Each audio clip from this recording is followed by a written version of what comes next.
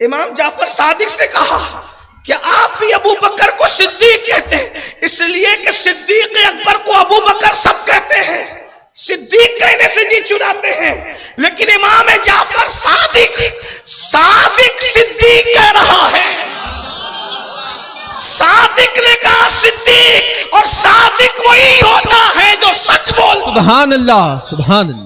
امام جعفر صادق سے کہا کہ آپ بھی ابو بکر کو صدیق کہتے ہیں، اب وہ رسول اللہ کے شہزادے تھے، آپ نے جو ہے اللہ اکبر جہاں موجود تھے اٹھ کے کھڑے ہو گئے، کعبے کی طرف رخ کیا اور اس کو مزید چلانے کے لیے اس شہزادے رسول نے کہا ہوا صدیق صدیق صدیق صدیق صدیق صدیق صدیق صدیق۔ سبحان اللہ، سبحان اللہ۔ راوی بیان کرتا ہے انہوں نے اتنی مرتبہ صدیق صدیق کہا کہ ان کی سانس ٹوٹ گئی، ہمیں ہم صدیق کہتے ہیں، اور پھر فرمایا جو ان کو صدیق نہ مانے اللہ اس کا کام بگاڑ دے۔ امام جعفر صادق فرما رہے ہیں جو ابو بکر کو صدیق نہ مانے اللہ اس کا کام بگاڑ۔ مولا امام جعفر صادق تو صدیق اکبر کے معاملے میں بڑے حساس تھے، لوگوں کو کہتے تھے یار کوئی ایسا بھی بندہ ہے جو اپنے نانا کو گالی دیتا ہے۔ جن کو نہیں پتا وہ غور سے سن لیں، امام جعفر صادق کیا کہہ رہے ہیں، یار کوئی ایسا بھی بندہ ہے جو اپنے نانا کو گالی دیتا ہے۔ لوگ کہتے ہیں نہیں نانا کو تو کوئی گالی نہیں دے سکتا۔ کہا یار ابو بکر تو میرے نانا ہے، ابو بکر، یہ امام جعفر صادق کہتے ہیں کہ ابو بکر صدیق میرے نانا ہے۔ اور پھر وہ جو جواب دیتے تھے صدیق اکبر کے دشمنوں کو، ان کا جواب سن لیں۔ امام جعفر صادق کہا کرتے تھے مولا علی سے تو میں ایک ہی بار پیدا ہوا ہوں۔ کون کہہ رہے ہیں؟ امام جعفر صادق کہہ رہے ہیں۔ او کنڈے کی نیاز کرنے والوں، یہ مسلک امام جعفر صادق ہے۔ ہاں کنڈا یاد رہا، کنڈے والے کا قول یاد نہیں رہا۔ سوچئے الحمدللہ ہمیں کنڈے بھی یاد ہے اور کنڈے والے کا قول بھی یاد ہے۔ اب دیکھو امام جعفر صادق کیسے نشیمن پہ بجلیاں گرا رہے ہیں۔ امام جعفر صادق کہتے ہیں مولا علی سے تو میں ایک ہی بار پیدا ہوا، لیکن ابو بکر وہ ہیں جنہوں نے مجھے 2 مرتبہ جنم دیا ہے۔ اس پر آپ کو سبحان اللہ کہنا چاہیے، لیکن یہ بات بڑی گہری ہے۔ کیا کہا؟ مولا علی نے مجھے 1 بار جنم دیا ہے اور ابو بکر صدیق نے مجھے 2 بار جنم دیا ہے۔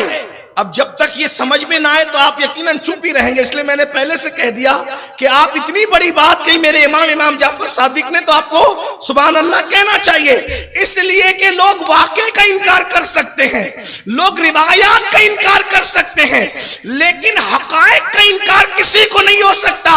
اب مولا علی سے 1 بار پیدا ہونے کا کیا مطلب، صدیق اکبر سے 2 بار جنم لینے کا کیا مطلب، تو اس کا بیک گراؤنڈ سن لے تاکہ مزے کو بھی مزہ آ جائے۔ اس کا بیک گراؤنڈ کیا ہے؟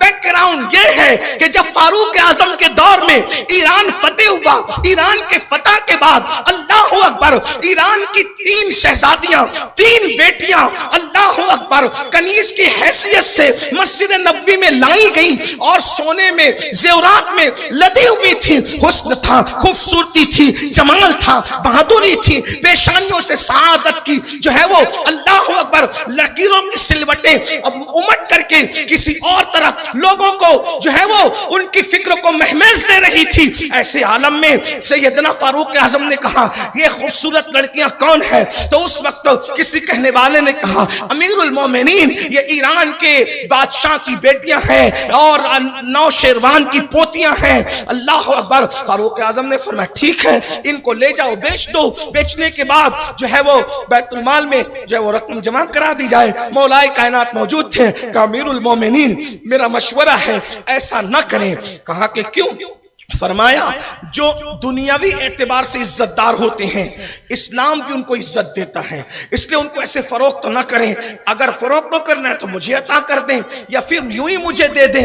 تو مولا کائنات نے کبھی کنیزوں اور غلاموں میں دلچسپی یا دنیاوی معاملات میں دنیاوی مال و منال میں دلچسپی نہیں لی، لیکن آج مولا کائنات کہتے ہیں یا تو انہیں ایسا نہ کریں یا تو مجھے بیچ دیں، نہیں بیچتے یوں دے دیں۔ تو آپ نے پوچھا آپ کریں گے کیا ان کو لے کر کے؟ تو میرے مولا نے فرمایا کہ کریں گے یہ، کیونکہ یہ ظاہری عزت دار گھرانے کی بیٹیاں ہیں، تو اسلام میں بھی ان کو اتنی عزت دی جائے گی تاکہ ان کو کوئی آر نہ دلا سکے۔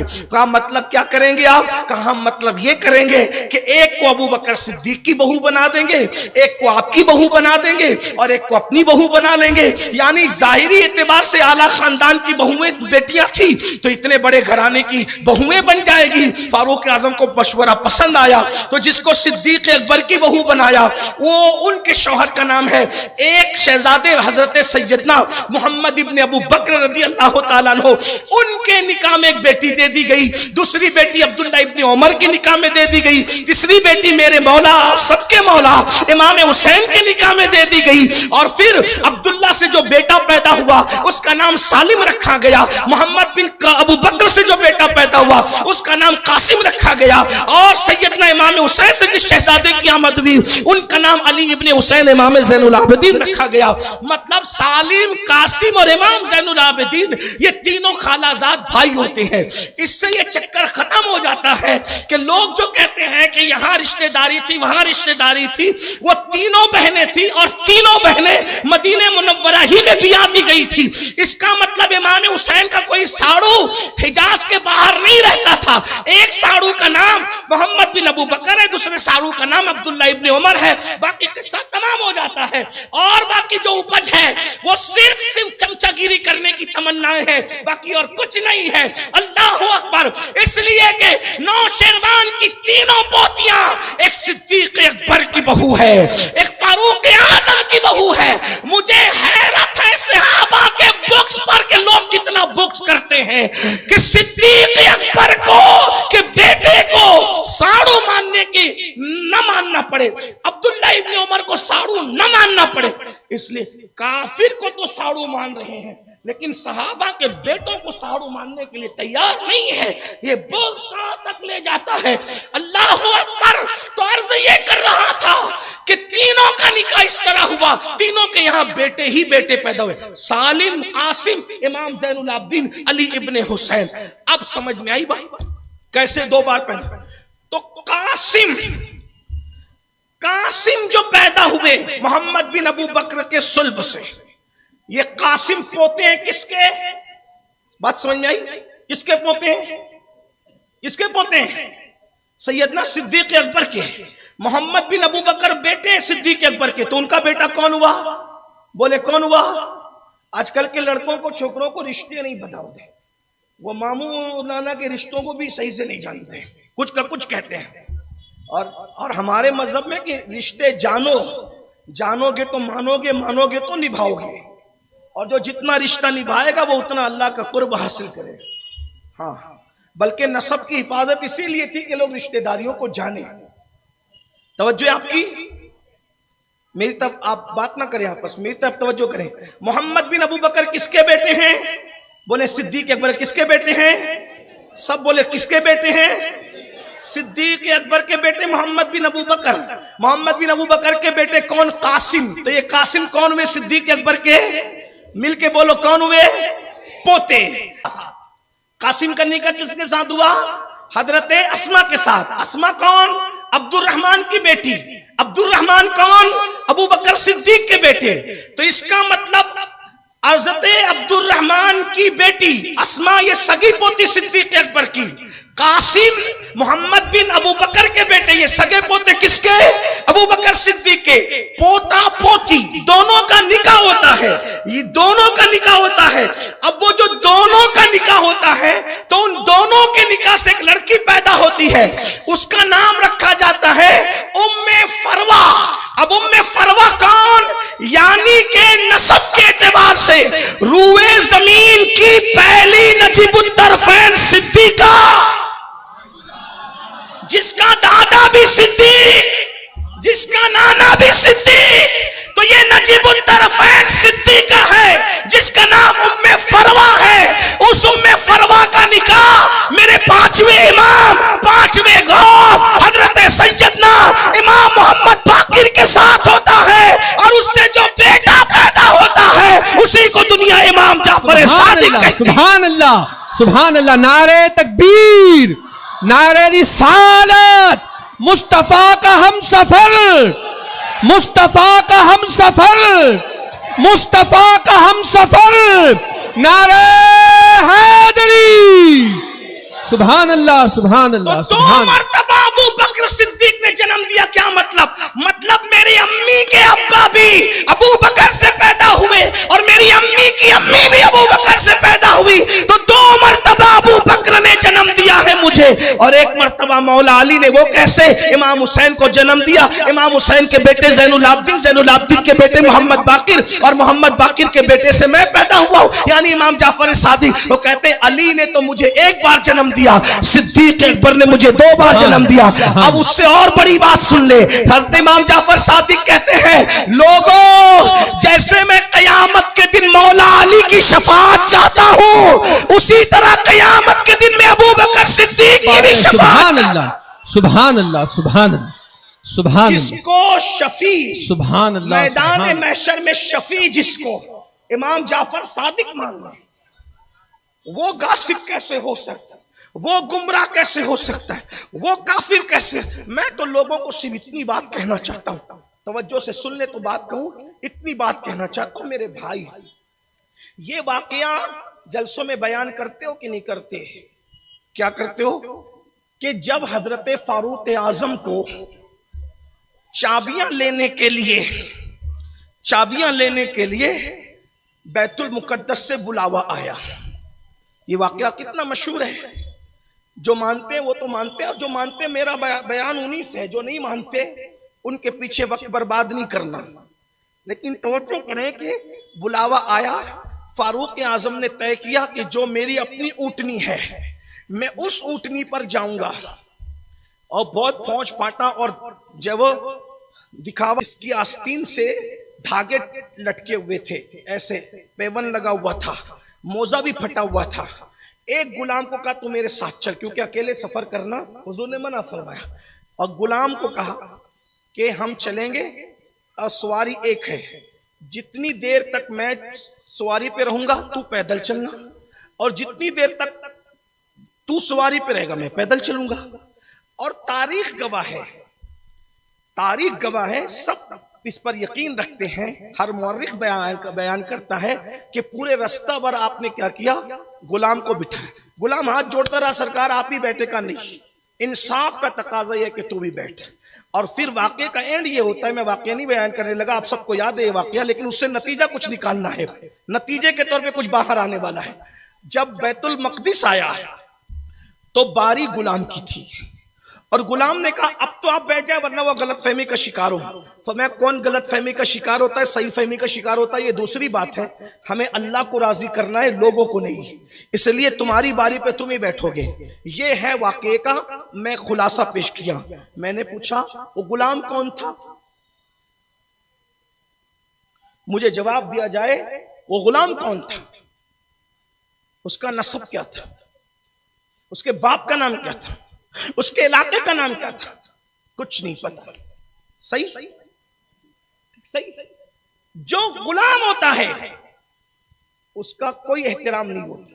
भाइयों, लोग नौकरों का एहतराम नहीं करते, गुलाम का क्या एहतराम होता है? अब मुझे बताएं कि जंगल में, तवज्जो ध्यान आप मेरी तरफ रखें, बहुत बड़ा नतीजा सामने लाने की कोशिश की जा रही है। जंगल में अगर रास्ते पर गुलाम को पकड़ा देते, कौन पूछने वाला? उस वक्त तो जानवरों से ज्यादा बदतरीन सुलूक लोग गुलामों के साथ करते थे। लेकिन ये फारूक आजम की तरबियत थी जो रसूलुल्लाह ने की थी, ये उनकी खशियत रब्बानी थी, ये उनका खौफ खुदा था कि उमर इब्ने खत्ताब ने खुद के गुलाम की हक तलफी नहीं की, तो जो अपने गुलाम की हक तलफी नहीं करता, जिस रसूल का गुलाम है वो उसके खानदान की हक तलफी कैसे करे? जो खुद के गुलामों के लिए इतने हसास हों, जो रसूल के वो गुलाम हो, जब उनका खानदान होगा तो उस खानदान के लिए वो लोग कितने हसास होंगे, और कितने हसास थे। अब उसको सुन ले, कितने हसास थे।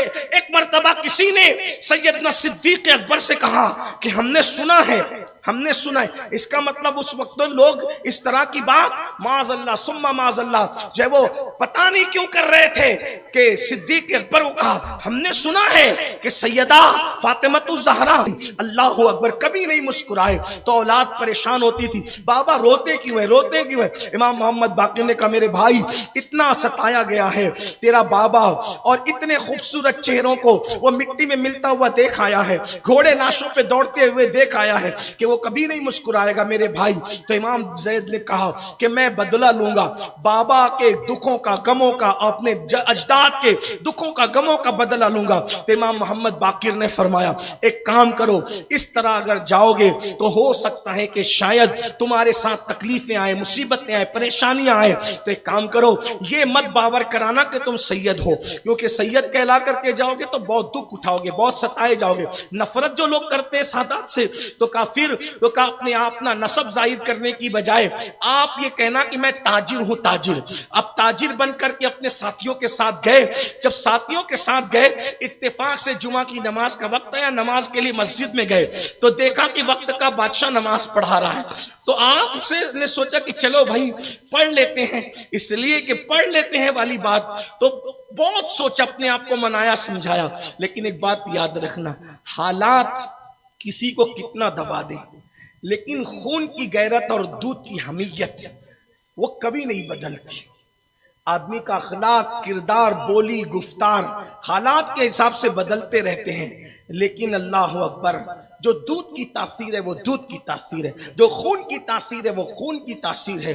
اللہ اللہ جب میرے امام زید شہید نے سوچا کہ چلو پڑھ لیتے ہیں, جیسی بادشاہ نے تکبیر کہی میرے امام کی غیرت کو جلال آ گیا اور اس کے بعد اس کا بازو پکڑا, بازو پکڑ کے اس کو پیچھے کھینچا اور اس کو اپنی جگہ پہ کھڑا کیا, مصلی پر آئے, خود نماز پڑھائی. نماز شروع ہو گئی تھی, نماز پڑھانے کے بعد جیسے ہی سلام پھیرا جو ساتھی تھے جلدی سے بیچ میں پڑھ کر کے آپ کو نکالا, ہنگامہ کر دیا اور اسی بھیڑ میں آپ کو نکال دیا, نکل کر کے آپ تو چلے گئے. اس کے بعد لوگوں سے پوچھا بادشاہ نے منبر پہ بیٹھ کے کون تھا جس میں اتنی جرأت ہوئی کہ میرا بازو پکڑ کے مجھے پیچھے کیا. تو ان لوگوں نے جو ساتھی تھے انہوں نے بات کو دوسری طرف موڑنے کے لیے کہا کہ حضور وہ تو کوئی تاجر تھا, وہ تو کوئی تاجر تھا, لیکن دشمن بھی جانتا ہے. اللہ اکبر. اس نے رام پہ ہاتھ مار کے کہا اللہ کی عزت کی قسم وہ تاجر نہیں ہو سکتا, اس لیے کہ تاجروں میں اتنی طاقت نہیں ہے کہ وہ بادشاہ کا بازو پکڑ کے پیچھے کر دے. ہو نہ ہو یہ وہی ہو سکتا ہے جس کی رگوں میں فاطمہ کا دودھ ہو یا علی کا خون ہو, اس کے علاوہ یہ کام کوئی نہیں کر سکتا, اس کے علاوہ یہ کام کوئی نہیں کر سکتا. اتنی جرأت کسی میں ہے ہی نہیں کہ وہ بادشاہ وقت کا بازو پکڑ کر کے پیچھے کھسکا دے. اللہ اکبر. تحقیق کی گئی تو باقی پتا چلا وہ کوئی اور نہیں تھا, وہ شیر بطول تھا اور خون علی تھا جس نے وقت کے بادشاہ کو للکارا تھا. اس کے بعد جو ہنگامہ کیا ہے اور پھر آپ شہید ہو گئے ہیں, لیکن آپ کو پتا ہے اب اس کے بعد جنگ کا ماحول بنا. جو مسلک پڑھنا چاہتا ہوں یہ جنگ کا ماحول بنا. امام زید کے پیچھے بادشاہ لگ گیا, مار ڈالیں گے, یہ کریں گے, وہ کریں گے. تو اس دور میں کچھ لوگوں نے کہا بہت بڑی فوج نے کہ حضرت ہم آپ کا ساتھ دیں گے, ہم آپ کو مانتے ہیں, آپ آل رسول ہیں, سید زادے, ہم آپ کو مانتے ہیں, ہم آپ کا ساتھ دیں گے, بادشاہ سے لڑیں گے. آپ نے کہا جاؤ میرا ساتھ دو. انہوں نے کہا ایک شرط ہے, انہوں نے کہا ایک شرط ہے. کہا کیا شرط ہے؟ کہا آپ اتنا کہہ دے کہ میں ابو بکر اور عمر کو نہیں مانتا. کس کو کہا؟ امام زید کو کہا آپ اتنا کہہ دے کہ میں ابو بکر اور عمر کو نہیں مانتا. آپ نے فرمایا واللہ تم یہاں سے چلے جاؤ, جو ابو بکر اور عمر سے بیزار ہے میں زید ابن علی ان سے بیزار ہوں. نکل جاؤ یہاں سے. جن کا ابو بکر و عمر سے تعلق نہیں ہے ان کا ہم سے کوئی تعلق نہیں. یہ بات اب